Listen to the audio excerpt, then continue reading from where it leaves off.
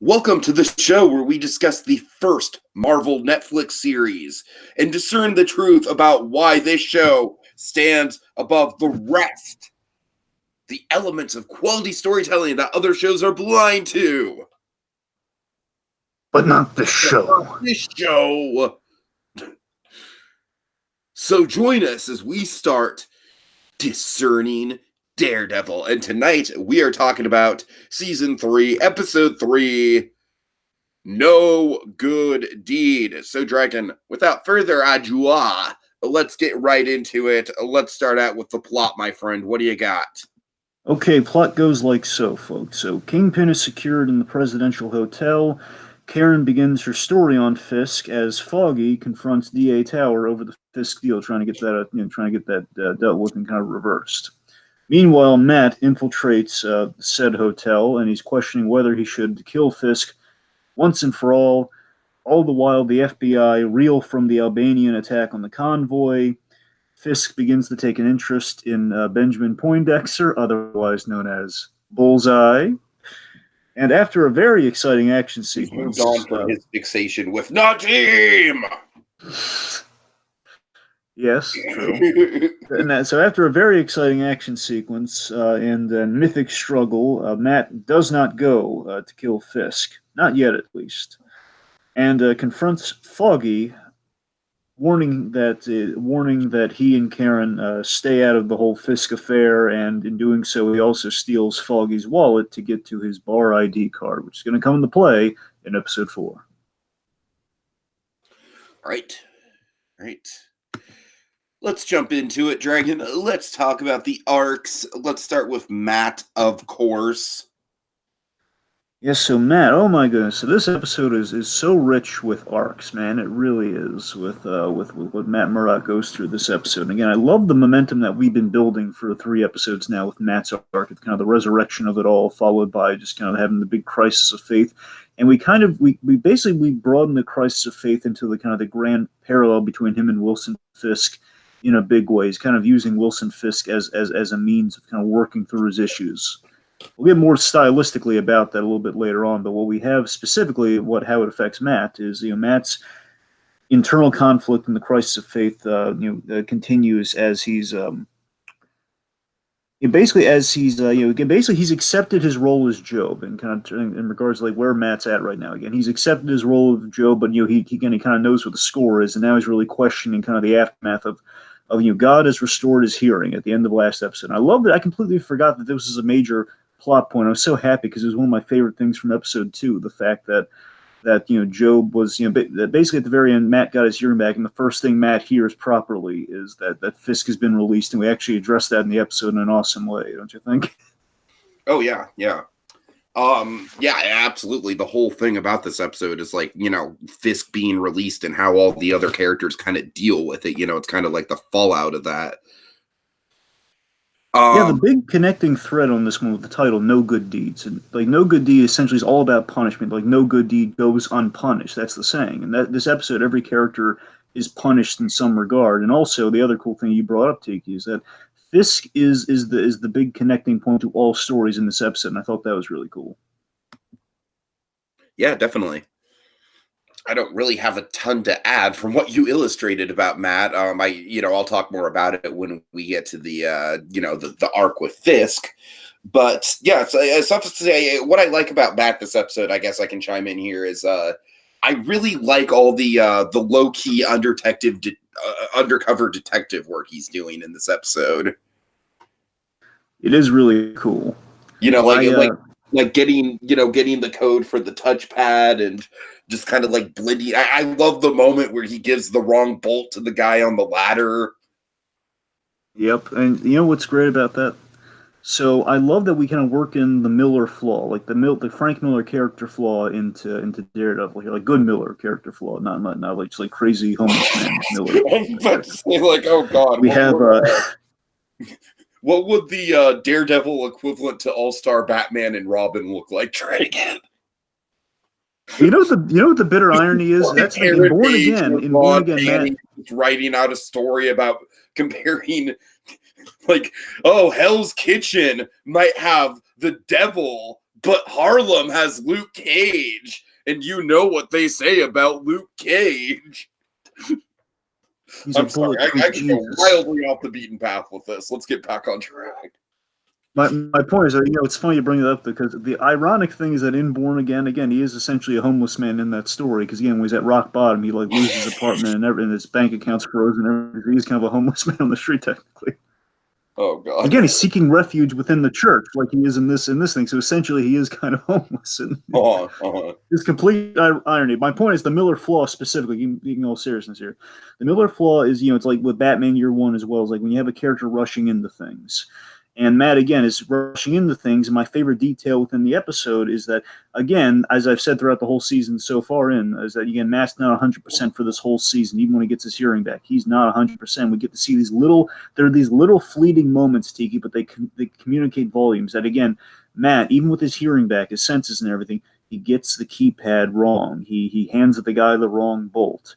He's taking a few more hits than he should when he's getting into a fight. So that's the thing. So it's like, again, because of the war within Matt's self that's going on there. Again, the Miller flaw is kind of manifesting itself within Matt's story. So with Matt as well, I wanted to bring up that. So he in a very interesting way. So again, the big. So basically, this episode for Matt, Matt's questioning the big $1 million question is has whether Matt's hearing has been restored. Restored for Fisk. His hearing was restored for Fisk, and the question is that his prayer being answered like you and I posited at the end of last episode? Is it the prayer being answered like he's looking for purpose and God has given him a purpose? You still have to serve as kind of the Jobian vigilante hero. You still have to. Your work is not finished. I brought you back from the dead to take down Wilson Fisk because that's your destiny to protect Hell's Kitchen. Or as I told you with the episode's theme, a punishment. Is it a punishment for him again, kind of being a little bit more antsy with God with the whole Job parallel thing, like you're kind of insulting him and saying like God didn't save you, I did. It's like literally that one line. It's like God's really peeved about that one line.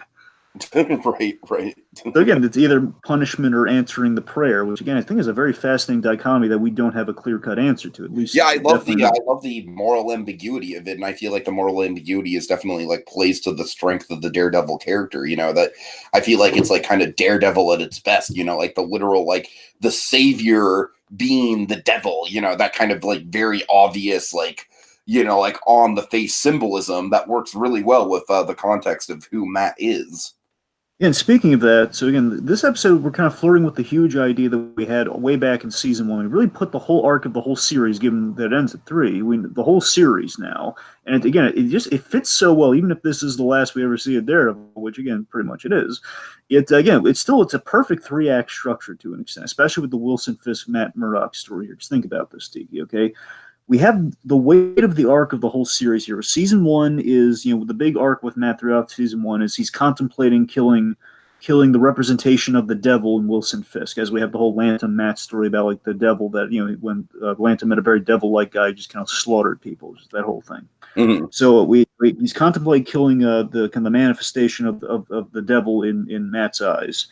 But he believed in law and won at the end of the day. He put Fisk away again through kind of sticking to his guns and kind of sticking to a straight and narrow. In season 2, he checks in on Fisk in one of my favorite episodes. Well, again, the follow up to one of my favorite episodes. And Fisk is running the prison. And basically that means like the law is broken and Fisk can't be stopped. So this is like Matt having the wake up call in season 2 that now Fisk he has more power.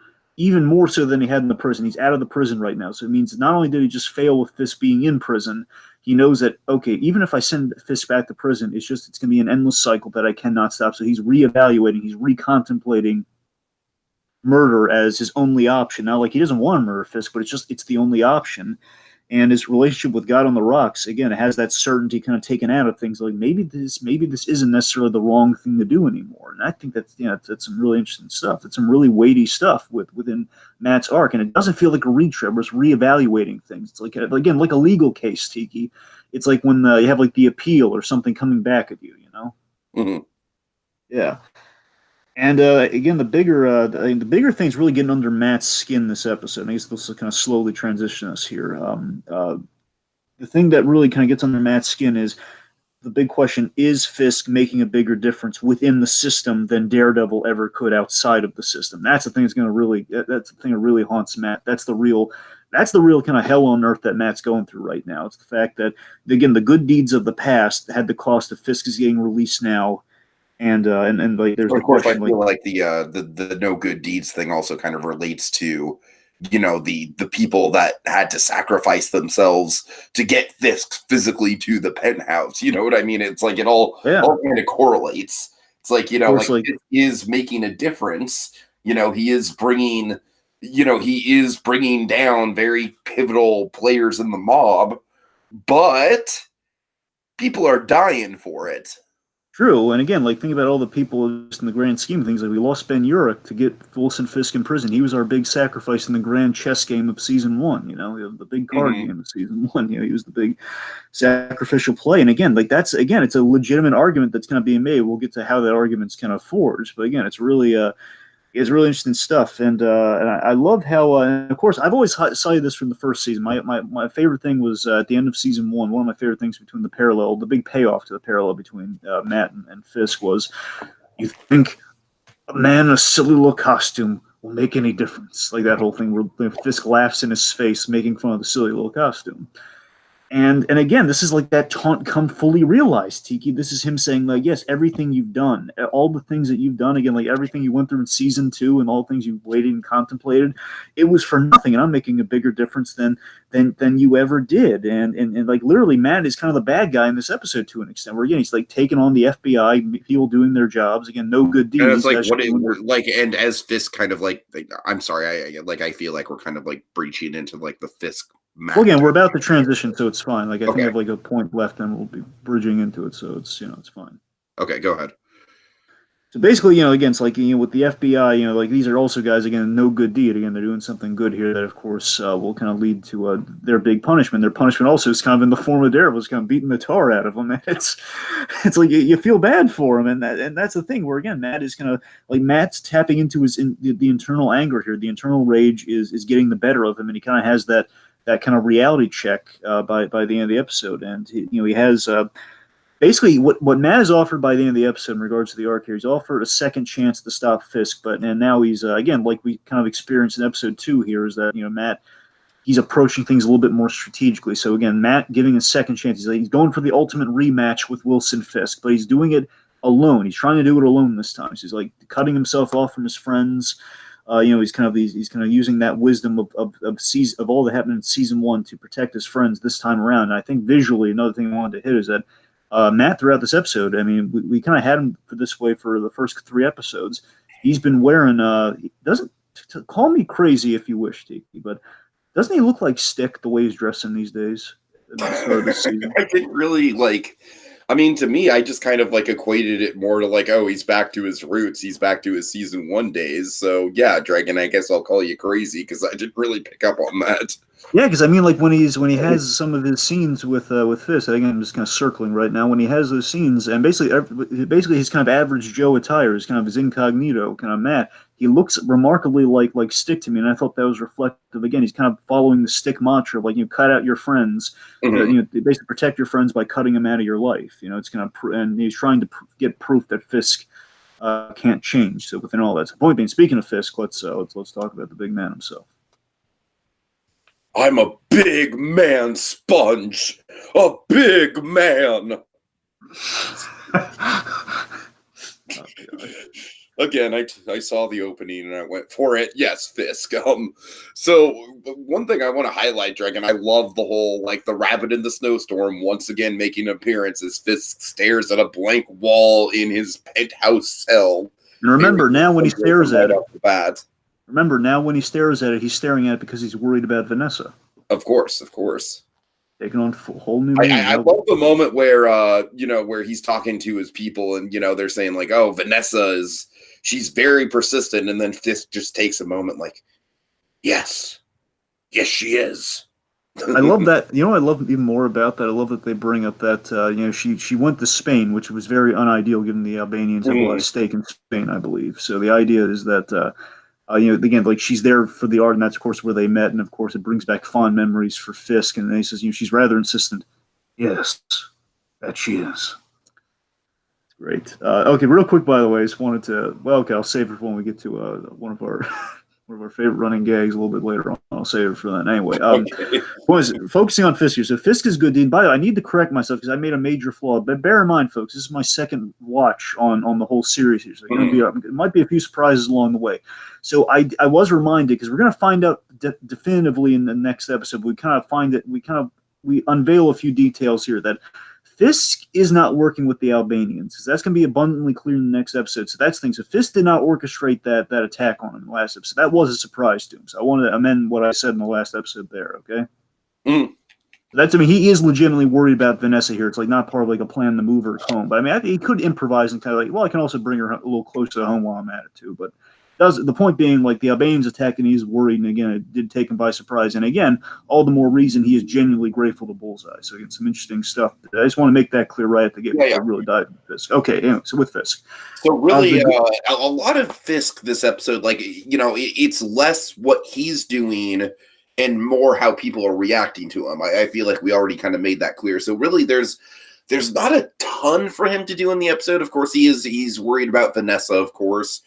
And we see him pulling some strings with Dex, which we'll get into with dynamics. But, you know, that's what I do find fascinating, Dragon, is at the end of the day, it's like this episode is just kind of like him holed up in this penthouse and kind of like everyone else is sort of like scattering at the seams while he's sort of very calmly sort of assessing the situation from his tower, you know? Yeah, and you know he's again his good deed again via the deal of course had the consequence of this Albanian ambush, which of course like basically the Kingpin attracts kind of death and destruction around him. And of course the thing that's really impactful for him is again Vanessa being in danger, which concerns him a great deal. And again, like this is Fisk in a rare time here, and again this is raising the really again of course we ultimately know what the reveal is, but still. Given again, if you're watching this for the first time, I know the audience really isn't if they're watching this. But the point being, like when you're watching it for the first time, again, this episode is selling you on Matt's perspective of we don't know Fisk might be on the up and up. And again, I think that's kind of like the devil tricking you within himself there. Where again, it's ambiguous how on the money Fisk is because again, season 2 made such a case for Fisk. Again, Fisk just wants to see Vanessa again. That's all he wants, and we know after season 1 he really cares and loves Vanessa, so you kind of buy it. Again, Fisk, again, he's just rolling on other criminals, and he's still kind of the powerful entity that is kind of getting things here. But importantly, Fisk is not controlled in this episode. Again, for the most part, and again, it is pretty, again, he's really helpless in this episode with all the Vanessa stuff going on. Yet at the same time, behind the scenes, we do have a few breadcrumbs with the acquisition of the hotel. So again, Fisk his power is increasing with the presidential hotel and kind of being placed there. And of course, like it's kind of under your nose the whole time stuff, which is really clever again. But still, again, where focus is him and kind of how he's out of control with the things that matter. And of course, he has kind of you kind of know he's up to something, but again, it seems like all mostly improvised here. Like the most interesting stuff is kind of stuff that's being improvised with Dex. And again, I guess we'll get to a little bit more of that with the dynamic. Mm-hmm. All right, so let's talk about nuclear.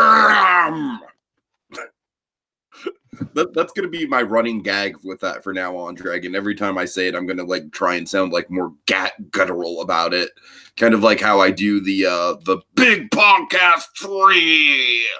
Okay, well, at least let's say it right. Nadim! So, by the way, real fun fact. Okay, completely forgot about this. So I really rewatched it. It's at the very start of the episode. They play. I noticed that. Like at the very start of the episode, Fisk is sitting in the penthouse and he's just like Nadim. No, when he walks into the epic slow mo shower scene that was in all the trailers, they have like. Right. No, by the way, it's real quick. I just love that we have this kind of a great contrast within the MCU. Where both remember in the same. Yeah, I think it was technically within the same year. In the same year, Tiki, we have 2 major Marvel characters who were under house arrest, and 3 if you want to count. Right. 3 if you want to count Hawkeye. But what I'm getting at is like you have Ant-Man and you have Ant-Man and Wilson Fisk under FBI supervision with the and of course like Scott Lang when he goes to bathe in the tub and he has to like wrap the thing around his foot and everything. Wilson Fisk does it in style. It's a little fun fact. He gets like the slow-mo treatment where Scott Lang has like all the mundanity, anyway. So yes, Nadim. So Nadim, he's blaming himself for the agent's deaths. He's really feeling the price. So he has kind of an unbreakable moment where it's like he's like one of the few survivors Mhm. of the attack in Yeah, the definitely a again. survivor's guilt sort of deal with him for sure. And of course, he's greeted by his wife, and he's like getting love to his son and all that sort of stuff. Like, yeah, tell Sammy I love him, all that sort of stuff. Again, like he was a lucky one. Again, I was really worried for him that when I was watching that for the first time. Like, oh God, poor Nadim. I hope he's not dead. I liked him. He was like getting better Madani in an episode, man. Like Right. either Daredevil is just that good, they can have Madani a way better Madani as character in one episode, then kill him off, or they're not going to do that. But the show is that good, they could pull that off. You know they could. um, I really like the scene between him and his boss. Yeah, Hadley. Yeah. Because of course, like throughout most of the dynamic with her and him throughout the episode 2, I should say, she was very hard, like kind of like very skeptical about the plan. But I like that she kind of takes full responsibility for it and is just kind of like, look, like, this isn't your fault. It's like it was the smart move. And sometimes this is what heroism looks like.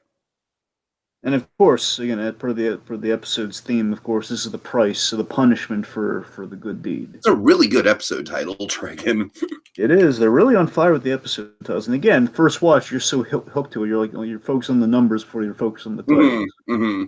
So the other thing with Nadim too, in contrast to kind of the parallel with Fisk, is that again they're both connected to each other. Like Fisk is like saying, "I don't really feel that safe after the convoy," and then Nadim saying, "Hey, look, you're gonna keep on giving because good people lost their lives for you, or you're gonna make their sacrifice worth something." So he's really ticked off at the danger of the Kingpin's drawn. But again, they both signed in for this. They're both in it for the long haul. And again, it's almost they both they're kind of joint at the hip here. Where again, they're both trying to save their respective families by Vanessa and by by his own family. They're both very much at risk, and they're both very ticked off by that.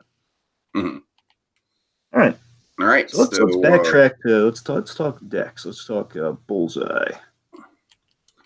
Yeah, of course, like the main crux of this is kind of just like we're sort of getting introduced to him as a personality. He's still being very hard on, Kingpin, treating him like a convict and everything. We get that great. Well, again, Dragon, I'm sorry. It's a little difficult to talk about it without, but anyways, again, I'm sorry.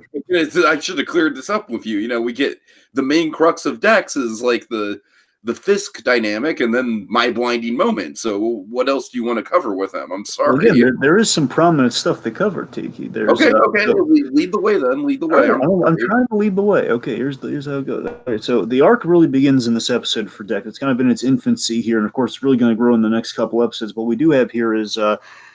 By the way, I love it on the surface, Dex, especially with the convict thing. On the surface, he's kind of like he's a dedicated. He's an uber dedicated FBI agent. He's kind of like a far better Rick Flag. It's kind of like a Rick Flag-esque FBI agent from Suicide Squad. Mm-hmm. Kind of like a Joel Kinnaman-esque vibe. Which, by the way, I forgot to mention this. Wilson Bethel, the guy who plays Dex here, he was actually in the running to play Captain America. I could see it.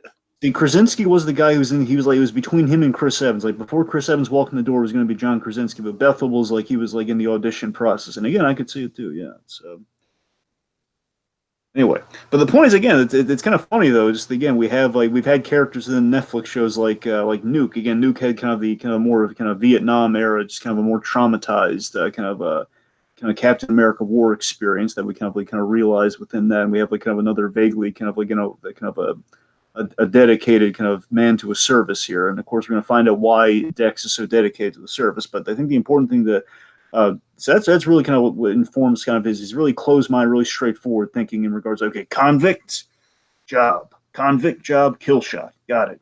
Mm-hmm. Now that's kind of where Dex's thinking is at the start of things here. So again, he points like he's a dedicated agent with an exceptional talent. And by exceptional talent, I mean lethal and awesome talent. Very, very lethal capabilities. Now I want to see someone do a fan film of Barry versus Bullseye. Barry versus Bullseye. Yes, I want to see that, Dragon. Bear in mind, I think Barry, given what happened again, Barry did get his butt kicked by an inhuman kind of acrobatic girl though. So But he still slaughtered that whole. Well, I don't want to. I know you're talking about though. The end of season 2 still happened. You raise a point. You do raise a point though, and it was a half measure. That's why he was having so much trouble with the kids. So all right. Anyway, fair point. I was thinking more like Bullseye versus Hawkeye. That's the real mashup. That's the real one you want to see right there. That's oh boy. I don't know. Barry Berkman is kind of like rising in the ranks of pop culture assassins. Dragon. Okay, Barry versus Mike though. That's the one you got to see. Oh yeah. Oh hell yeah. There you go. Like two really okay. Anyway, we're getting sidetracked. If anything, I feel like we could do like a whole tournament bracket about this. That might be a future podcast. Don't get me started on tournament brackets, man. I could go all day. Like forget fantasy. Screw. Why fantasy. Have we never done a tournament bracket? Well, we tried it once and it failed. Well, it didn't fail abysmally, but it didn't go that great. All right. Well, I think we should try it again.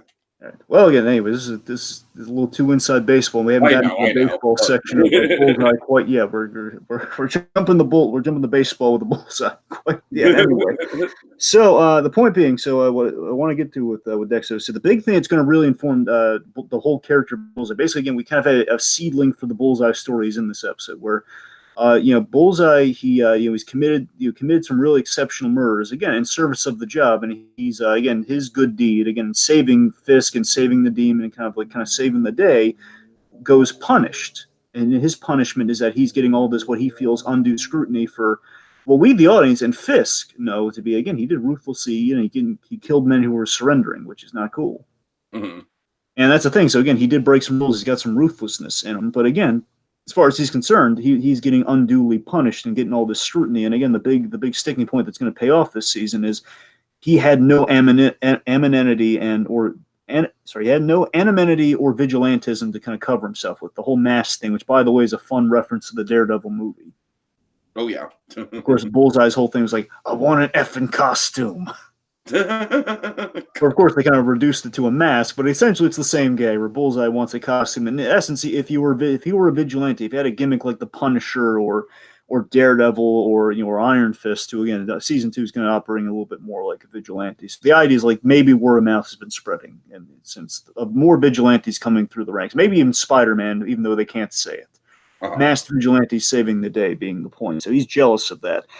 And it's a real sticking point with him. And again, the important thing is that once he kind of fulfills that, he'll be fulfilling his full potential and kind of becoming who he is. That's kind of the crux of what's being started here. And in contrast to Matt, what I wanted to point out here is they share one scene together, which is an awesome scene, by the way. It's like it's more of a cheeky scene. It's not really awesome. It's like, oh man, they're getting ready for it.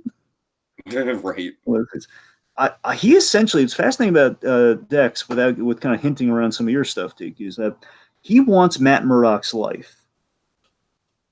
But there's a reason, there's a good reason we find out when we have kind of our big Bullseye episode, there's a reason he can't have Matt Murdock's life. And we know in this episode, with your moment, he wants that life. And he's deluding himself into that life. And I guess he's like, what if Matt applied his talents to a form of agency, like an agency that let him down. Like think about it, like if Matt Murdock joined the FBI, somehow we get past them doing an eye test on him. He worked like for the FBI or the police. Like again, it's kind of the age of question. Like, why isn't Batman ditch the cowl and put on a badge? That sort of thing. Sure. And it's kind of the question of like, okay, so Bullseye kind of went the way of like Matt applying his gifts in a more straightforward way. But again, the system has let him down. That's a story we've begun here with Dex in a big way, and that's and that transformation is going to be that will transform into a symbol. Again, he can't just be like a nameless FBI agent. He's going to be a symbol of something greater, which of course is going to be the very end of his arc. But again, I'm jumping way ahead of myself. Let's move on. Okay, so finally, let's get to Foggy. Fogster, yeah. Yeah, Foggy has a really good episode this time around. He's sort of all over the place. It's a tragic episode for Foggy. I mean, in a good way, but it's such a tragedy for him. I feel so bad for Foggy this episode. Mm-hmm. Again, this episode's all punishment for Foggy, given the theme here. Again, Foggy's he's all again. I think it's some of my betters have kind of pointed out in some wonderful factual analysis that Foggy again is kind of like the most incorruptible character in Daredevil. And they're absolutely right. And that Foggy's the nicest, like, like the most, like, Matt contemplating these really big mythic struggles where, where Foggy's just like, yeah, come on, I just want to, again, he had his one moment where, again, man, I love the moment where he goes to Tower and he's just like, all right, reporting to duty. I'm all yours. What do I have to do? Like pro bono. That's what I'm saying. Like, he's so desperate to help. It's like he's literally just like, look, I will work for you for free. Like, this is an issue. I will sit up around the clock. Like, we need to figure this out.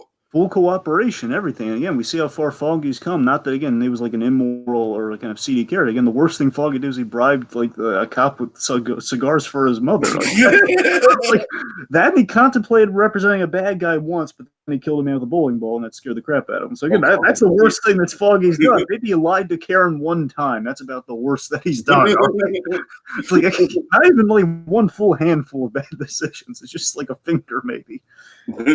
Point being, so Foggy, again, he's very proactive, very helpful. Again, like that's he's good deeds aplenty. That Foggy Nelson, he's a nice lad. He's like he wants to buy the world of coke. That Foggy Nelson. Oh God, he does. He wants to help Tower, that's a perfect way to describe Foggy. Actually, I love that description. Stole that from Brad Bird. The world of coke. I lifted that from Brad Bird, but I mean it's a great quote. What was Brad Bird saying it in context to? It was on the Ratatouille commentary. He said like Emile during the intense scenes between Django and Remy. It's like Emile's at the table just trying to bridge like an armistice between the two of them, saying Emile just wants to make everybody happy. Emile just wants to buy the world of coke. Anyway. So back to this. So the point is that he wants to work with. You're right. He wants to work with Tower so he can kind of kill the Fisk deal and kind of put him back, return him to prison. At the very least, put him back in prison. Like, don't put him in a swanky hotel. At the very least, let's put him back in prison for this kind of deal that he's doing here. And he calls the DA out on and Tiki. This is a huge story from the comics for Foggy. What's going? I should say it's going to bloom into the story of the season between. This is where it kind of gets started here. Where Blake Tower is running for DA. He's running for re-election for DA, more accurately. And Tower running for DA in the election, and Foggy's involvement in said election. That's a big story from the comics, where Foggy will eventually run for DA, and we kind of see the inkling of that here. Right. Yeah, I do remember that from comics. Yeah. Again, I love that he's let down by Tower here, which is kind of sparking. Will kind of like a slow spark to a kindling in the next episode or so that will kind of begin that path for him within the season, and again, he gets really brutally punished all over the place for his good deed here with the scene with Matt. The scene with Matt is like that's the way it is. It's like kicking a puppy. That's sad of a scene for Foggy. Oh God! Because I want to put it in perspective. Okay, we have 3 scenes. We also have the scene where he wakes up like in a cold sweat, right? Like he's just like having nightmares. So think about the structure. 3 scenes. Okay, scene 1. Very sad scene where Foggy has nightmares about what he believes to be his dead buddy. Of like, oh man, like like Matt's. I don't know how much he's told Marcy, like if Matt is dead as far as Marcy's concerned. But we have a really wonderful intimate picture with Marcy, by the way. Where again, Marcy's really she's had this wonderful arc off screen. I don't even care that we didn't see it on screen. It's great, Right. She's become so domestic. I love it. I don't know. I love it. Anyway, again, she's kind of like she's taking lessons from the Kim Wexler School of Lawyer Girlfriends. I don't know why. Yes. Anyway, the fact of the matter is, Foggy, he's really tortured by this. He gets the terrible Fisk news. So again, like Foggy, like he's contemplating, do I deserve this life? He's such a nice guy. Do I deserve the nice life I have at the cost of my buddy? Like, I just wanted a nice suit, and I have plenty of them now. Then he gets Fisk is out of prison, instant punishment. Then we get to the Blake Tower scene. I want to help. Let me help you. And Tower's like, oh man, you're kind of cheaping out. You're not going back on this deal. You're not fighting full force because of the election, are you? Big disillusionment with the system, which leads to Foggy kind of drunk in a bar because, again, everyone's let him down. And Fisk is out. Tower's let him down. He's just really bummed out, and his friend's dead. And then, of course, his friend comes back, and he's happy as all get out. Oh, my God, Matt, it's such an emotional scene. And then Matt is saying really hurtful things to him. They're saying, I never should have been your friend. He says, I never should have been your friend. Yeah, Matt is just, like, basically like the equivalent of, like, like when you're trying to get rid of an animal, like, go home. I never wanted you anyways. I never loved you. You know what the saddest thing to me is about that scene, though? What? Saddest thing is that Matt hugged Foggy at the start of that scene only to get his wallet. Oh, damn. I didn't Well, even but here's the think thing. about I'd like to think it was. I mean, come on, it's Matt. Like, I'd like to think. Here's the thing. Like Matt, he's probably going for the hug anyway. But let's be honest, though, it has to be a hug so we can get the wallet. Though that. that's like Hmm. the point. Like that's a double. You know, it's a dubious hug to say the Oh, yeah. least. So again, so his friend's alive, but he doesn't want anything to do with him, and and basically he's using him for not only that, not only is he stealing his wallet, he's stealing his wallet not for the cash, but again to steal his identity technically. Hmm. Hmm. Really tragic. Just oh man, it's like poor Foggy. That's like if I had just to summarize his arc in 2 words, poor Foggy. That's the arc of no good deed. Poor Foggy. All right. All right. Okay, moving right along. Moving right along. Oh, shoot. Hold on. I went too far. Okay, Daring Dynamics. What do you got? All right, so let's start with Matt and Fisk. So specifically, let's talk about one of my favorite devices within the episode. So you know me, Tiki. I love a good Matt Fisk dynamic. I love a good Daredevil Kingpin dynamic. That's one of my favorite cornerstones of the Daredevil series. If I had to pick one thing, I'd probably pick that. And what we've done here is something truly wonderful. We have Matt hallucinating Fisk, and ordinarily say, "Oh, he's hallucinating his bad guy." I haven't seen that before, but no, folks, you'd be wrong. Matt is playing Daredevil's advocate with him. One could say Daredevil. He's playing Oh, devil's God. advocate. He's playing devil's advocate with his own psychology here, with the big moral dilemma that he has, and what's really super cool about this too, by I the feel way. like 13 Reasons Why Season 2 was like the low point of this plot device, and this might be the high point of this plot device. Absolutely. And I guess without getting super, I'll save some like kind of really kind of high of highs with this stuff for when we get to the next segment. The web is talking about what happens here. So the devil's, so again, where he's playing devil's advocate with this big moral dilemma, and this is the most personal, intimate Fisk that we've ever seen. Because again, like this Fisk knows things that Matt, he knows things, and he's just talking to him in such a casual, cutting way. It's just oh man, it's so fascinating. I love it. Mm-hmm.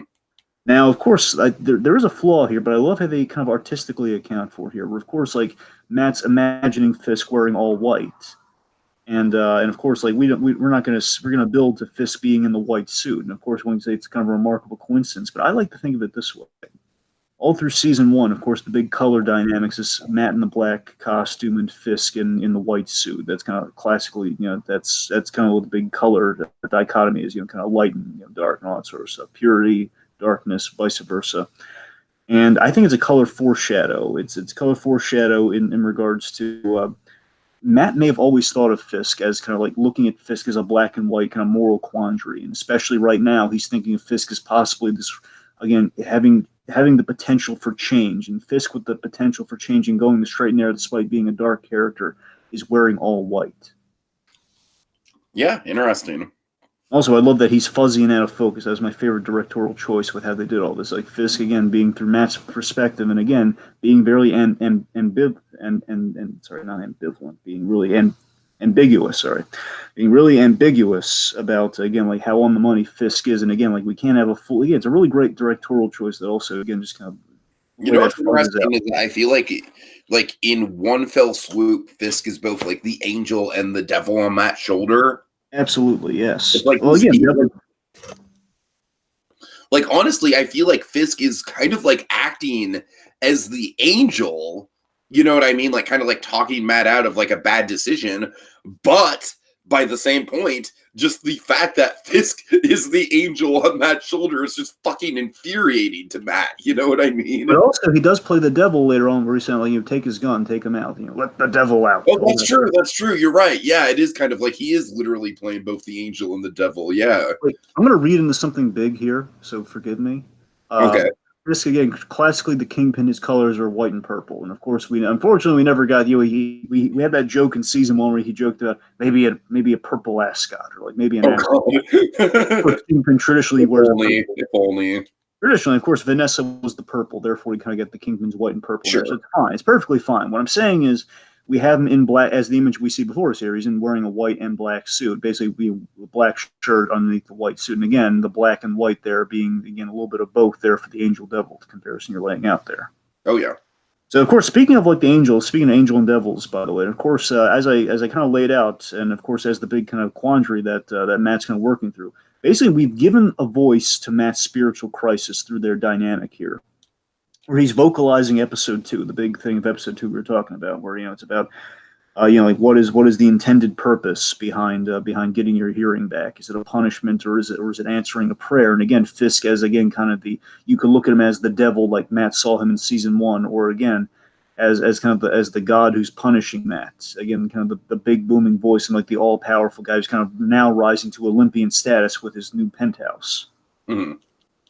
Again, there's a real fascinating dichotomy. Again, it's a real basically this episode's real kind of Batman Joker territory for the kind of the tale, the tomes of arch enemy-dom for Daredevil and Kingpin. Here's a lot of great stuff. And of course, many a time when Batman would hallucinate the Joker, have like almost like a Scott Snyder like kind of dynamic, like the Joker knows every personal creepy thing about you.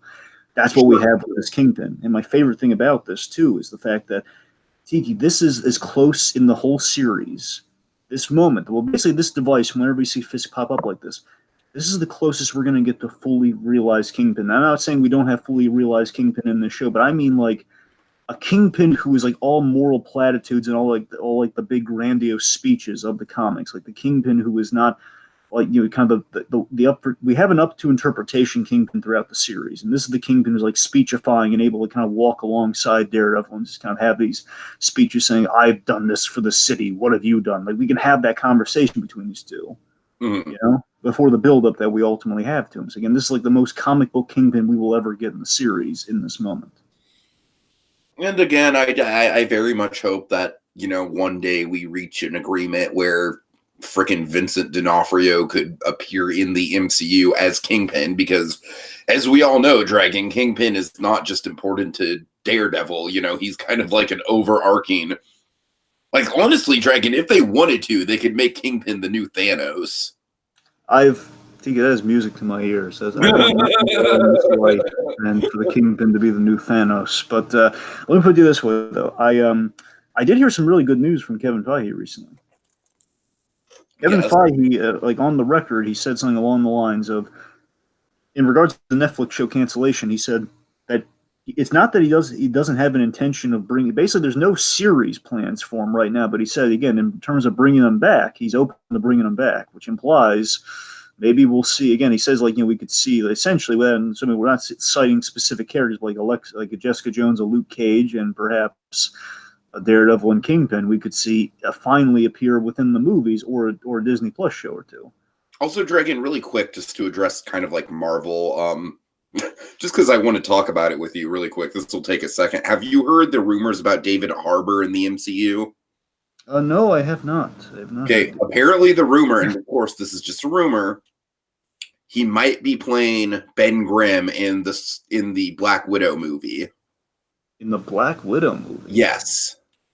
I mean, I'm all for David Harbour playing the Thing, but Black Widow. I'm for it. It's kind of a little. I mean, if he's, I don't know if it's going to be with him when he's a pilot. Yeah, that's what I'm saying. I don't know if it's going to be Ben Grimm or the Thing, but. Well, I mean, I'm down for it. I mean, that's a rumor you heard recently? It's a rumor, yes. Yeah, well, I mean, I'm for him. I mean, again, we're kind of getting for all the big famous makeup roles. I think, at any rate, it's a smart move to. Maybe kind of like gradually move into the Fox stuff with the Thing. I feel like the Thing is the first, before we get a proper Fantastic Four movie. I think the Thing is probably the most iconic of the Fantastic Four. Well, that's a very interesting point to you, but again, I think we're getting a little off topic there. But really quickly, I'm reminded of the Simpsons cameo by Stan Lee, where he's like trying to shove the Thing action figure into the Batmobile. Anyways, okay, moving forward. I guess just to wrap up the Matt Fisk. By me, I've been doing most of the talking. If you had anything else you want to weigh in with Matt and Fisk, by all means. No, I kind of let you do most of the talking because you could eloquate it more than I could. So So again, I love that this is Matt kind of living kind of in a living hell here basically living in hell for failing to stop the Kingpin. Again, this is something that the vision of the Kingpin is conveying here. But again, the chemistry here between, again, I love how D'Onofrio is playing it too. D'Onofrio is playing it like they have the age old friendship of like a Daredevil and a Kingpin who've been doing this for years almost. It's like that familiarity with each other. And again, that's what I just love that this is Matt imagining Kingpin as the ultimate supervillain. So that's the way he thinks of the Kingpin, which is why he's manifesting himself in this way. And again, he's voicing, again, like a lawyer kind of weighing an argument. He's voicing the devil's advocate of the argument of like, what if Fisk is actually up to good? Because I'm thinking of him as like the ultimate evil here, but what if that ultimate evil? And again, bear in mind, this is the second Netflix show to pull this device, because we had this with Kilgrave. Of course. Jessica Jones. And again, it doesn't feel like the same thing at all, does it? I mean, I feel like it feels similar in season 2. Sure, but I mean, it feels a little. I mean, it feels like a little motivated differently, right? I'm like, Yeah. I mean, like, I think the difference is that in season 2 was pretty much just the one episode, right? Like in season 2 of Jessica Jones, I mean, it was pretty much just the one big episode with Kilgrave. Yeah, and I guess what I'm getting at is like, Kilgrave was more of like, Jessica Jones, that manifesting itself for a very specific reason, for like a one kind of like, Jessica Jones fighting, like acknowledging her killer instincts, or like kind of acknowledging the murders that have kind of happened because of her. And with this is a little bit more of a, like he's kind of using Fisk to voice something, that an internal struggle. So in that regard, similar, but again, Fisk is a little bit more of like, more of a conversation, like more of an ongoing conversation, I suppose. Mm. So, and of course, like it also, I'm going to read this into it. I'd like to read into it that Matt is subconsciously, he's trying to look for reasons not to kill Fisk with this. I think that's why, I think deep down, I think the optimistic way of looking at it, Tiki, is that Matt's imagining this Kingpin. He's following him and doing all this sort of stuff because he's looking for, he has Fisk playing devil's advocate in the first place because he's looking for a reason not to kill him, because deep down, even though he's kind of on the outs with the big guy, he doesn't want to kill him. Or again, it's like, is he imagining because he does not want to kill Fisk, or because Fisk is playing into his where he's becoming Fisk, and it's like these let the devil out. He's kind of playing into the let the devil out mentality that would make him like Fisk, like let out your anger like Fisk did all throughout season 1. Like that interesting dichotomy. Mm-hmm. All right. Okay, so let's get into Karen and Ellison. Yeah, you take point. Sure. So of course we get. I love the the humanity that we see with the dinner scene between Ellison and Karen, and then Ellison's like trying to set Karen up with a blind date, and it's like it's poor timing, bad execution, but the dude's trying, and I like that Karen she kind of goes along with the situation anyways. I like that Ellison has Karen's back, like when the brother comes up. In conversation, Ellison's kind of like, okay, he's kind of trying to steer the conversation in a different direction, kind of get it off of the subject. I really like the scene with, or the moment where they both get the call at the same time about Fisk being released. That's that was a very well played, well directed moment right there. And just generally, we have like Ellison is. He's a great father figure for Karen in this episode, because he's wanting Karen to do what's best and safest for her, but by the same point, he knows that it's not what she wants, so he kind of has to be the stern dad in the room. You know what I mean? Absolutely, and of course, by the way, I love he's setting Karen up with his nephew. Yeah. With Jason, but yeah, I like that again. Like he's kind of Karen's somewhat again. Like Karen's a big imperative for Karen this whole season is kind of forging family, and again, like some issues, some fatherly issues, as well as kind of a forging of a family, and kind of trying to get her Nelson and Murdoch family back together in some way, shape, or form. Mm-hmm. And again, doing all that because of what we're going to find out about Karen's family when we eventually get to that point. So. I love that. Again, Ellison again is kind of this wonderful father figure to an extent where he's like the imperative is to protect Karen. That's why he's doing all this, and that's why he's really trying to cut her out of the story here. And I love that Karen does listen to Ellison. She does, but again, the stories do intersect. Again, this is where the whole like the Kazemi thing pays off here, where we find out that the Kazemis, the people who were attacked from the guys who were in the dry cleaner business. Remember? Right, yeah. They were land developed. That guy, like, he owned land. He had stake, or he owned a large portion of the presidential hotel, and he sold it, and he was trying to buy it back. And that's why, again, the idea is that Karen is positing that Fisk hired those guys to beat him up to make sure he doesn't buy back the hotel because he needs the hotel. You follow? Mm-hmm. Yeah. So again, the point is Karen, like, man, again, she's really on fire with her reporting skills. You gotta be honest, like, she really chased that lead, man. Yeah, I mean, I really love how Ellison is like, he's genuinely impressed. He's just like, wow, you're a damn good reporter. Well done, Karen. And he accepts it, but he accepts it, but he's really doesn't like that she's involved in this because, like, man, you just, yeah, it's gonna great end up work, like, Karen. But you're off the case. he gets really stern with her. Says, you're a pain in my butt. It took Ben a long time to get to that point. It took Europe decades to be this much of a pain in my ass. Exactly, and again, I think speaks to the connection that she has with Ben Urich, but also, yeah, it's it's like Ellison's like, I don't want you to end up like, again, it's kind of like, imagine it's like all the soft spoken parts of J. Jonah Jameson embodied in one character. It's like all those soft-spoken stuff with J. Jonah Jameson and none of the fiery temper. Exactly, that's Ellison for you. All right. All right, so let's move on to, of course, Fisk and Dex. Yes. So the best way I can describe it, just like as in a sentence, is Fisk is making his opening moves in the mental game of chess that he's about to commence with Dex. And I love that while he's doing that, he is manipulating him, obviously. But by the same token, I do think it's from a genuine, given especially kind of fact checking myself in the fact that no, this was Kingpin was dead to rights in that episode. He was. And he was, again, I still stand by my blinding moment of the last episode where, again, Fisk is genuinely surprised at the end of the episode by this guy's talent and his ruthlessness. And again, by the talent that he sees before him there, he is surprised. Mm-hmm. And I think there is a genuine sense that I think there's a genuine gratitude there. And I think that's the Kingpin when he's written so perfectly, where, again, there is that manipulative Kingpinness. As I cited with some of the best Kingpin stories like that. It's called Born Against, by the way. I found out what the title was for that story with that reporter who's writing his biography. It's called Born Against as a pun on Born Again. Get it?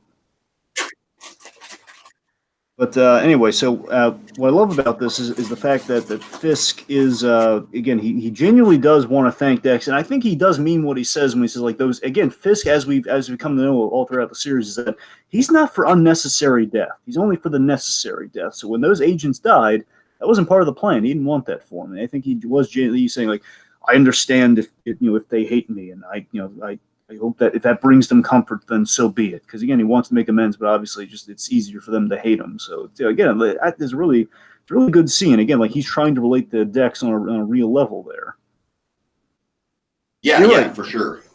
I mean, you're right. It is the opening play. And, of course, my favorite thing about their dynamic that's really going to kind of come into play, but I think just all in a line of dialogue we have in this episode, it's going to be kind of the thread that gets pulled and pulled and pulled, is that he sees another Frank Castle in Dex. He sees another Frank Castle in Bullseye here that he can mold and kind of manipulate specifically under his wing that he couldn't do with Frank Castle. He could redirect and kind of, again, the reason we have the Punisher show is because of the Kingpin, because he got him out of prison and he kind of set him on the warpath with in kind of getting him the man who killed his family. So that's all on Fisk, fascinatingly. And I love the fact he says, I've encountered talents. And of course, when he mentions he's encountered talents all of season 2 with him and the Punisher, that's a direct callback to that. That's what's wonderful. So again, he's and of course, Dex, without getting too into where we go with this in other episodes, that Dex, what we know about Dex is that he does have major trust issues, and what we're going to find out is he also has major role model issues. And of course, he's keeping his distance from Fisk.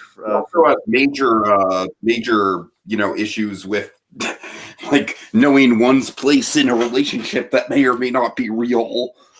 Exactly. So that's very interesting. Right. Probably not real. Let's be honest. All right. Okay. Also, one thing I want to point out with Fisk that I didn't really get around to. Oh, sure. Was I really like that Fisk, and I buy it, is that I believe that he is genuinely concerned about the families that were affected. Yeah. You know, it's like, yeah, he does use it as like kind of like a tactic to get in, but I buy that, like, you know, I buy the fact that like if he could make a public statement to make the families feel better, then he would. You know what I mean? And I think he does care on some level, because again, as I've mentioned, Yeah. Fisk is not about unnecessary death. Mm-hmm. So yeah, that was just like kind of just a tidbit I wanted to throw out there. Okay. Anyways, that was the last dynamic, right? Yeah, yeah. Okay. Let's see how this episode dared to be different. Oh boy, there's a lot of good stuff here. So of course, as we kind of have with the main visual we have here, by the way, again, we have a proper use of the hallucination device with a kind of reflective and psychological conversation that again is coming from a logical place, a little devil's advocate thing for for the kind of a pro con, a pro con kind of devil's advocate, kind of like argument for law and justice. It's really good stuff there.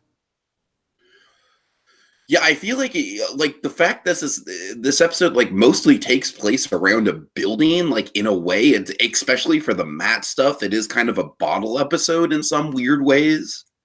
In a way, yes, because speaking of which, Matt's infiltration, of course, is it's well paced. Think about this, Tiki, and with the kind of just the fact that we do a lot in this hotel, and the fact is, again, episode 3. Matt's primed and ready that again, if he really applied himself, again, he's a little more, again, if his headspace was fully dedicated, he would get in there and he could either beat the crap out of or kill Fisk if he really wanted to. And we did that within episode 3. He infiltrates the place twice. Mm-hmm.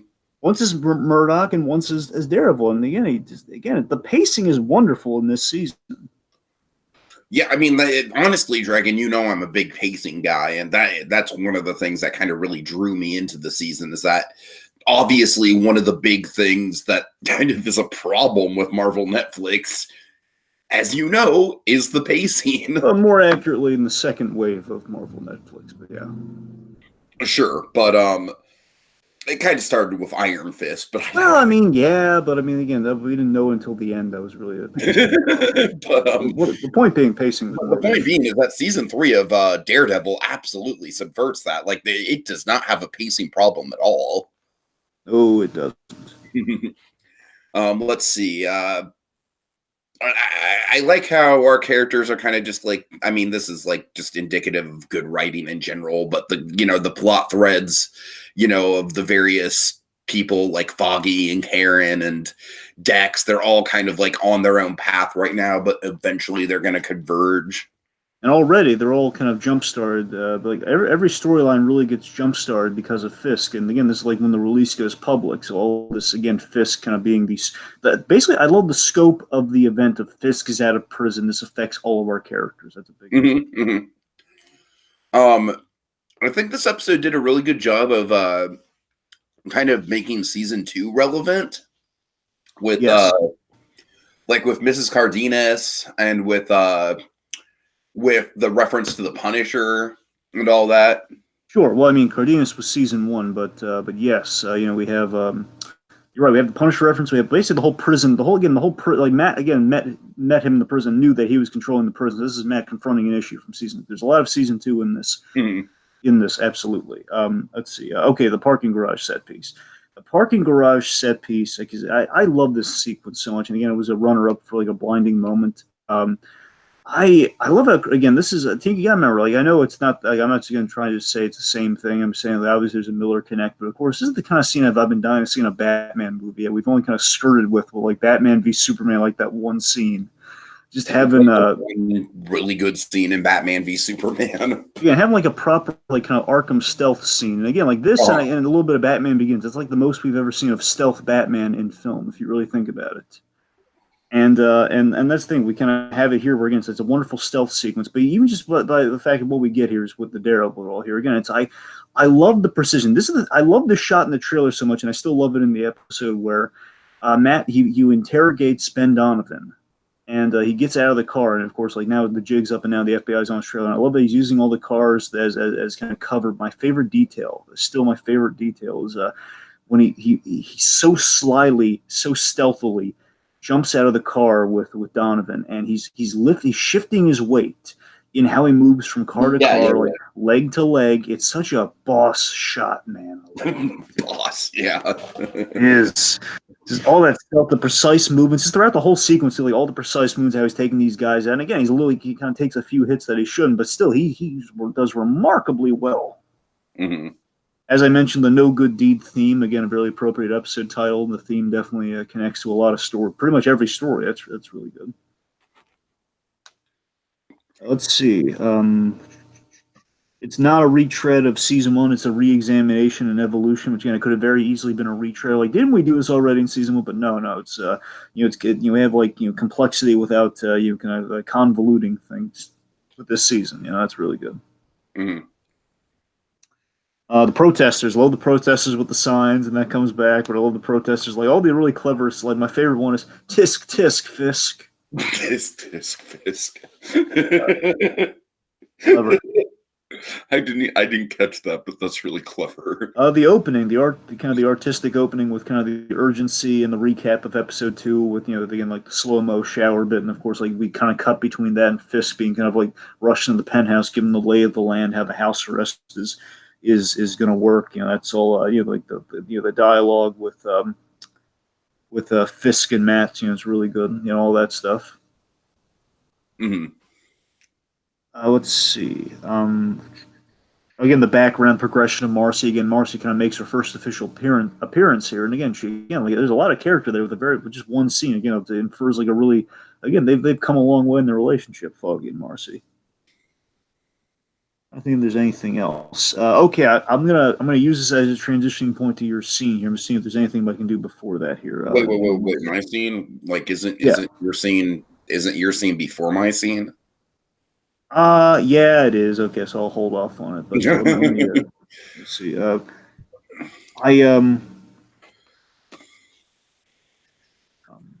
Okay, here we go. Okay, we get a warning, not a sales pitch. Sorry, we kind of get a warning, not a sales pitch for not to kill Fisk. It's not like, no, you can't kill Fisk because of these reasons. It's just kind of like it's kind of a, it's kind of like a warning not to kill. It's kind of Matt giving himself a warning, like you shouldn't quite get. We're not making big platitudes about like the whole you can't kill the bag. It's not a convenient thing. It's like at points we're doing a lot of really good stuff there, and also blood on Matt's hands. Remember, the FBI's blood is on Matt's hands when he's washing it up later on. So like literally, kind of innocent blood is on Matt's hands, which kind of gives him some. So we have a lot of good shots and symbols throughout the episode there. And also, again, I guess what I'm getting at, last point I'm getting at here, sorry, is that so Kingpin, we started the episode with him like in the shower, and again, it's kind of like a rebirth, if you will. It's kind of like, again, he's being washed clean of the past sins and of the convoy and all the blood that was on his hands. He's being washed clean of it. And we parallel Matt with the blood on his hands being washed clean. But again, now he has innocent blood on his hands, where Fisk does not have innocent blood on his hands anymore. You follow? I guess. All right. Okay. Yeah. So let's move on. Let's talk about some blinding moments of awesome. Yeah. Blinded you with Murdoch. God. All right. All right. I kind of have two moments here. Should we sandwich them? Because my other moment's like at the very end. Should we sandwich them? Yeah, that's true. Yeah, sure. Let's sandwich them. Yeah, I guess. Okay, I'll start. Okay, so mine is getting something we kind of covered a little bit already, but it's a specific moment, a specific line of dialogue that again takes full advantage of the whole, devil's advocate kind of hallucination of Wilson Fisk. And again, like the most personal relationship that we're ever going to get in the Netflix shows of Matt and the Kingpin, where Fisk, there's a really cutting moment. So Karen enters the scene. So Karen walks behind it. By the way, that was a really cool thing I meant to mention. It's turned to be different. Dared to be different. Where again, Karen almost sees Matt whenever he just walks by, and it's like she just missed him by that much. Really good one. Anyway, so I love that. So the minute Karen enters the fray, and of course Matt knows this because he can kind of sense and smell Karen and all sorts of stuff there. Where Fisk, it's a little bit of a prelude to some stuff that's going to go on in the season. There, he says, "You can't save her," and then he goes on to say, "You can't save her like you couldn't save your father, and Stick and Elektra. They all died because of you, Matthew. You can't save them." It's. I love that bit so much because again, like it's like the most personal information Fisk could ever have about Matt Murdock, like knowing like events that he would have he would be in the dark about completely. He like Fisk should know who Elektra is. We get to hear Wilson Fisk say "stick in Elektra." It's wonderful. Yeah. For a cool factor, Yeah, it's kind of cool, kind of like the worlds intercepting and meeting, if you will. And again, like a line we'd never hear D'Onofrio kind of like say otherwise. It's just cool. Mm. Right. Kind of reminds me of like in Barry when we get Henry Winkler in the war set. Yep, an old Braveheart thing. I'm Jewish, Barry. I mean, what the fuck? Just Henry Winkler in Afghanistan, just gonna doing his acting class in Afghanistan for soldiers. Okay. Okay, you have a really good moment. Of course, comes at the very end of the Dex arc.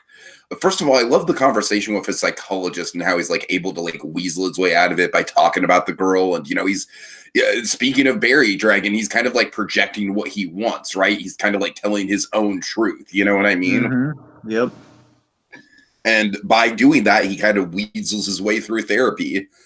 And then, of course, at the end, we see like, oh my God, he doesn't have a girlfriend at all. He's a creepy stalker and he's eating the same pizza as she is while he's watching her from the car. And it's super creepy. It's just this great layer to Bullseye that we haven't seen yet. Like up until this point, Bullseye, like I feel like people are kind of like, okay, like this guy's okay, but like he seems a little bit too normal. You know what I mean? Like I could see that being a criticism of Dex in the first couple episodes he's in. But then this moment is kind of like the moment that kind of shifts for him. You're like, oh shit. Okay, yeah, something is definitely up with this guy.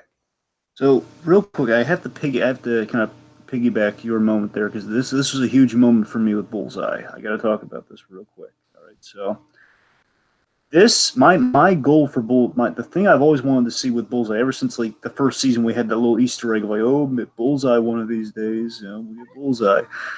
My favorite thing I've ever seen with Bullseye that I've always wanted to see realized with the Netflix show that I kind of got with this moment onward. At least, again, of course, we definitely got a little bit later on, but this is like the moment where it's like, oh my God, yes, they're doing Bullseye just the way I want them to be done. Is that there was a Max story. Max is kind of like it's not in the continuity where they can be brutal and the characters can die without worrying about the consequence. Like you can't kill that character without doing it a long, elaborate way, bringing them back, that sort of stuff. Called Punisher Max. It was about the Punisher kind of going up against the Kingpin for a series of books, and Bullseye was hired by the Kingpin to take out the Punisher. And this take on Bullseye is probably my favorite take on Bullseye. It's the most twisted version of Bullseye I've ever seen, where it's a Bullseye who basically he's hired to take out Frank Castle, the infamous Frank Castle, killer of the mob, killer extraordinaire. And then the idea is that Bullseye, with any target, but specifically, with any target, but especially with the Punisher, he wanted to make this kill the most perfect kill. Like the point is, it's a very obsessive it's the most obsessive compulsive Bullseye you've ever seen, Tiki. Where this Bullseye, he wanted to get the kill just right, where he basically took 2 weeks or so to get into the mind of Frank Castle to the day his family died. So he kidnapped family, presumably a couple families. He lived with them for a couple days and basically brought them to Central Park, and he hired guys to say, wearing a bulletproof vest himself, and restaged the death to kind of feel what Frank was feeling, to get the edge of the Punisher for their eventual showdown. So that's my favorite take on Bullseye. And what we had here, the idea of like kind of a Bullseye who would have that kind of that basically this stalkery reveal of Bullseye is like, oh my God, like there's something really wrong with this guy. Or again, he plays off like, okay, it's just gonna be might be kind of I didn't think there was gonna be bad. It was like, okay, well, it's gonna be FBI agent gone supervillain. Again, remember that's a big thing to be up against for a show with that arc of like, okay, how do we take the straightest arrow and turn him into a supervillain, turn him into like the other most iconic Daredevil bad guy? How do we do that? That's an impossible feat.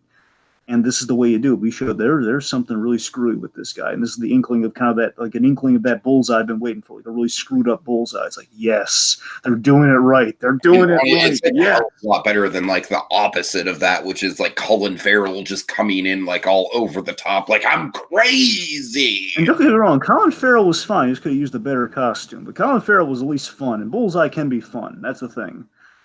Like, killing people with paper clips and stuff. That's Bullseye. That's sure. Bullseye can kill anyone with anything. We kind of do that here, but even more for menace and kind of shock and awe in a good way. It's more like, oh my god, how the heck is Daredevil going to beat this guy? So the point is, like, this is like a huge moment. Like, yes, it's just so right. Yes, they're going to do him right. I have a good feeling in my bones. They're going to do Bullseye right. Yes, 3 seasons. We're going to get Bullseye done right. Yeah. Yeah. So lastly, my other moment, real quick, and this moment on a rewatch, I had to put in there because, oh my god, this moment is so perfect. And I kind of completely forgot about it until the rewatch, where it's the last moment of the whole episode, where Ben Donovan, after having been interrogated by the Devil of Hell's Kitchen, he goes to Fisk and he tells him, after being beaten up, he tells Fisk in his penthouse, he tells him that, well, he's not wearing the red costume, but I'm fairly certain it was him.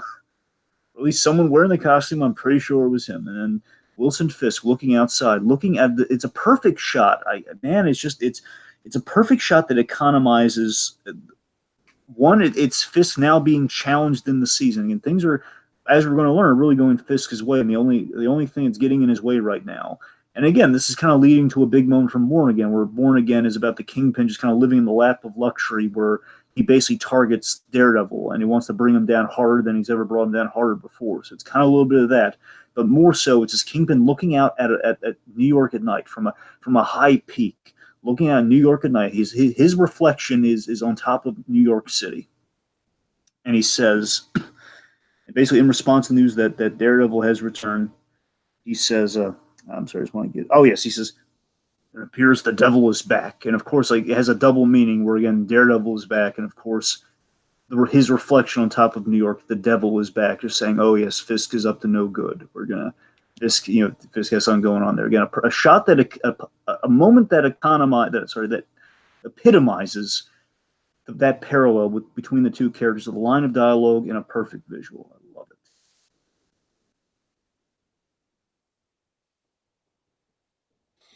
All right.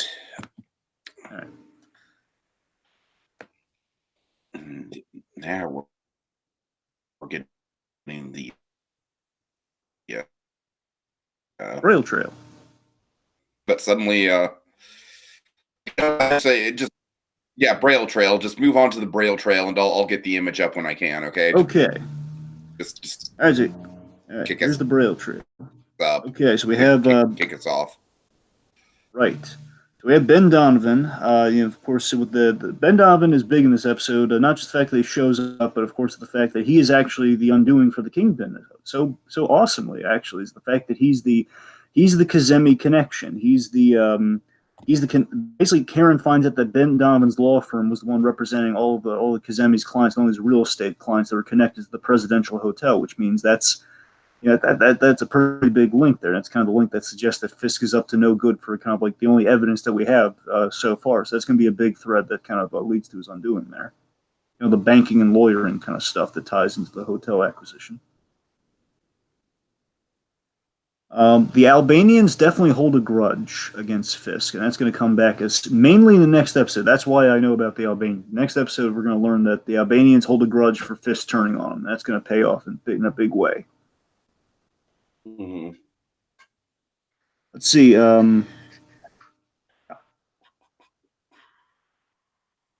He's adopting the philosophy. Again, Matt, in my opinion, he's adopting a philosophy and dressing like Stick, but that's my own 2 cents. Might be a little crazy on that.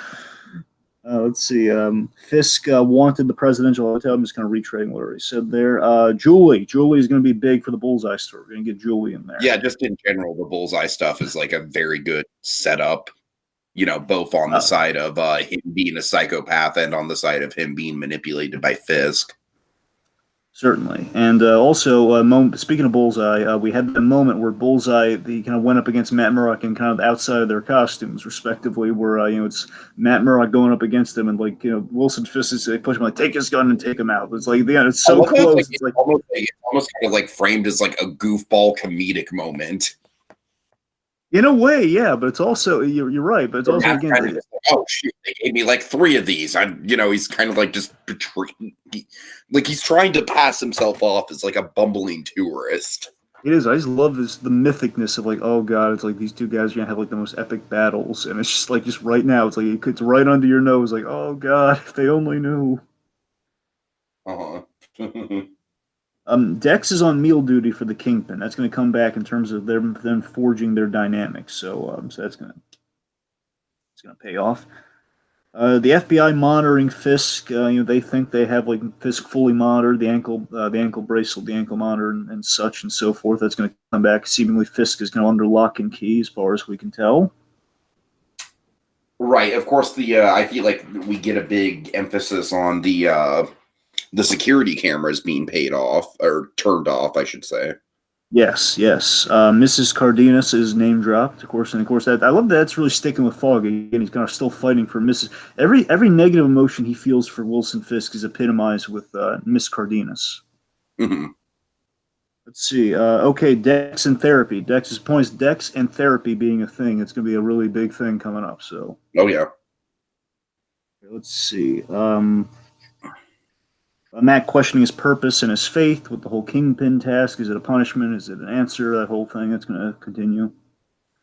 We get some more hints at Karen's background. Some more stuff with the brother, kind of like some breadcrumbs there. Oh yeah. Okay, here's a big one. Fisk knows that Daredevil is back and in the black suit. He's going to use that to his advantage in a few episodes from now. Mm-hmm. Okay, big one for Foggy. Tower, when we bring back Blake Tower, more importantly, he's running for re-election for the DA. That again, Foggy is kind of he's ticked off of Blake Tower, and again, over Fisk as an issue. So again, that's gonna come back. He thinks Tower's not getting the job done when it comes to Fisk. That might be a platform, one could say. You got anything else? No, I'm pretty much tapped out. I think I got 2 more here. Again, okay. I got so Ellison's wife fears for Ellison's safety. That's going to be a big payoff there. And let's see. Fisk witnessed Dex killing those surrendering Albanians. So the fact again that he saw that, and Dex is kind of he's still kind of under evaluation by the department. So again, there's going to be a follow up there, and again, that's going to be a big connecting point. Also, we foreshadow a little bit of kind of the infamous Karen Page death from the comics here. We're kind of still setting foreshadowing to something that doesn't actually happen. Oh, fair enough. I'm not saying it in a bad way. I'm saying it's kind of it's honestly clever writing. It's, dare I say, I feel like this terminology is almost taboo to say now, Dragon, but it subverts expectations. Yeah. All right. By the way, I hate that. I don't want to get off on a tangent here, but I hate that the whole like when you say subverting expectations in film criticism now, it's almost like you're making a political statement or something. Anyways. Yeah. All right. So is that it? Yeah, that's it. Right. Cool beans. Let's move on to the Nelson and Murdoch verdict. Dragon, I'll go first if you don't mind. Yeah, by all means. All right. So yeah, I really think this is I was enjoying the season so far for sure. This season definitely although I will wager to say that I feel like the first couple episodes of the season not as strong as the first couple episodes of season 2, just because the Punisher elevates season 2 so much in that early stretch of episodes. But once we get into this episode, this is really where I started to take notice and be like, oh man, like Dragon, I know you and I kind of I feel like you put this on the same level as season 1. And I'm saying with episodes like this is almost like a step above season 1. It's like the elements of quality storytelling that we got from season 1 mixed with an even grander sense of just visual direction and like playing around with new things, like the dynamic between the the angel and devil on the shoulder of Matt with Kingpin. Just the pacing, like you said, which is just fantastic.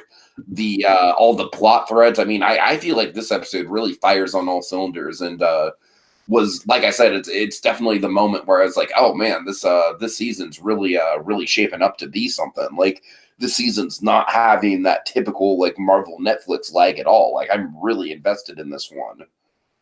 So yeah, suffice to say, it's very good. It's probably one of the best of the season. I like how self-contained it is, Dragon. That's one of my final elements of it. Yeah. All right. Switcheroo here. Let's get to kind of a little parting image. So, oh, yeah, my bad. Okay. Okay, so this episode to me, no good deed is a really great episode. It's I think they also I meant to mention I shouldn't I was going to mention it here anyway. So the point being, I wanted to also shout this out with the kind of my final thoughts here is that this episode had really good talent on it. I think it's a reason it turned out so good. We actually had some familiar Marvel talent on this. We had Jennifer Getzinger, I think it's how you pronounce the name, Jennifer Getzinger, and she had directed. Let's see, she directed, I believe, the last 2 episodes of season 2 of Agent Carter, kind of the 2 finale. And again, remember, these were like the involvements. We had the musical episode in 9, and then we had the kind of the big Hollywood ending finale of season 2 of Agent Carter. So she directed. Sorry. Yeah, she directed those 2. And also directed one of our favorite episodes from Jessica Jones season 2. She directed episode 7, "Hey Hey I Want Your Cray Cray," from that's a very good episode. Yeah. They got a really good, ambitious director, and I think that's why a lot of the kind of the ambitious stuff like that parking garage scene and there's the whole flash and the whole kind of hallucination device turned out so well personally, and that last shot too. They got really good talent on. I think it shows big time. The episode is in Matt's head. I love that sort of story. All of our stories are linked to the Kingpin with this big monumental shift in status quo for the season. The season truly begins here to a degree. It really begins here. Don't get me wrong, the other stuff was great, and again, that's kind of where Matt's, again, honestly, Matt's episode 1's kind of a prologue in a good way. It's like in the way that Infinity War is a prologue, that is kind of like how the episode that's kind of how Resurrection is a prologue, if you want to look at it that way, where again, like we're showing, we're kind of filling the blanks between Defenders and Daredevil season 3 here. We're kind of showing, okay, it's him kind of getting back, and we're literally filling in the months that Foggy has not seen Matt. And again, it's this episode's strong. It's very compelling, and it's just the tip of an already staggering iceberg of sheer awesomeness. That's what this episode is like. Again, this episode is like if this was the peak. I mean, it'd be like, oh my god, this episode's like how much better could it get? And then we get episode 4. I mean, that's the best I can say about it. Again, this was the best until episode 4, but it's still though. I still have a personal fondness for this one though. It's like again, it kind of speaks to everything I love about the show, and then we get the next episode, and then things get better and better, and then we get episode 5, and episode 5 is a really good intimate one. Again, we get a lot of really good stuff. The point being, this episode is yet another major victory in a long line of other victories within the Daredevil sect of the Marvel Netflix universe. All right, so that's all for now until our next daring installment of Discerning Daredevil. Excelsior! Enough said.